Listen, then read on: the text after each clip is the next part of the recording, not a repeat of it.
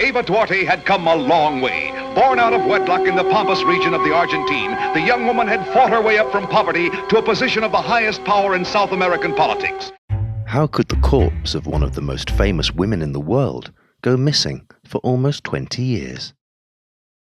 A 1950s icon, former First Lady of Argentina, Eva Perón, nicknamed Evita, was a divisive political figure.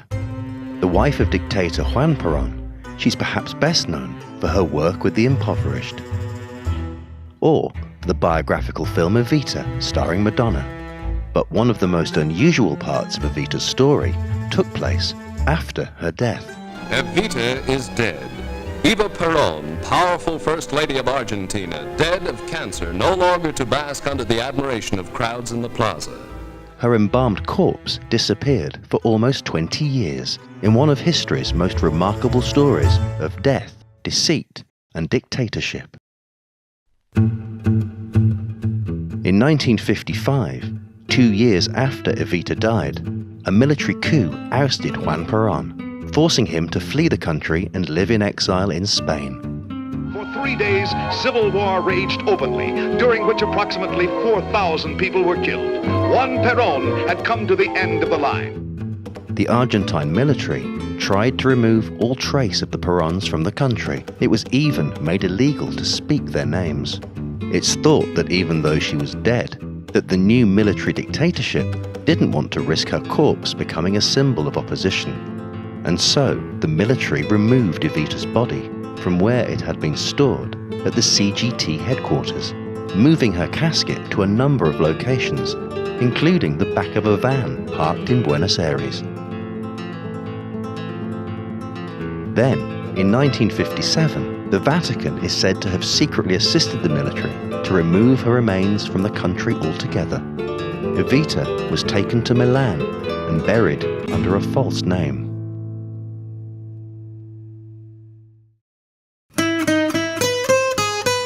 The decades that followed were far from peaceful in Argentina, and for years the public was still in the dark over where Evita's body was.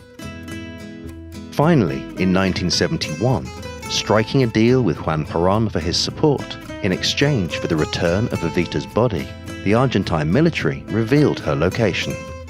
Evita was exhumed, and her body returned to her exiled husband and his new wife Isabel, who were living in Madrid. Isabel is said to have cleaned Evita's body, blow-drying her hair, and reportedly displayed her casket from time to time in their dining room. The Peronist Party was eventually legalized again in Argentina. The government suffered a stunning defeat at the hands of the Peronistas. In Madrid, where Juan Domingo Perón lives in luxury, the 66-year-old former dictator greeted the events with satisfaction and a strangely detached manner. Moving back to his home country, Juan Perón was voted president in 1973. Shortly after returning to Argentina, Juan died of a heart attack. Evita's body was flown to Buenos Aires so that she could be buried alongside Juan in 1974 in a crypt at the presidential residence Los Olivos. In a remarkable twist, another coup just 2 years later resulted in the couple's bodies being removed from Los Olivos, and Eva Perón was finally laid to rest in her family's mausoleum, 5 meters underground, with a heavily fortified crypt, so that she would never again be disturbed.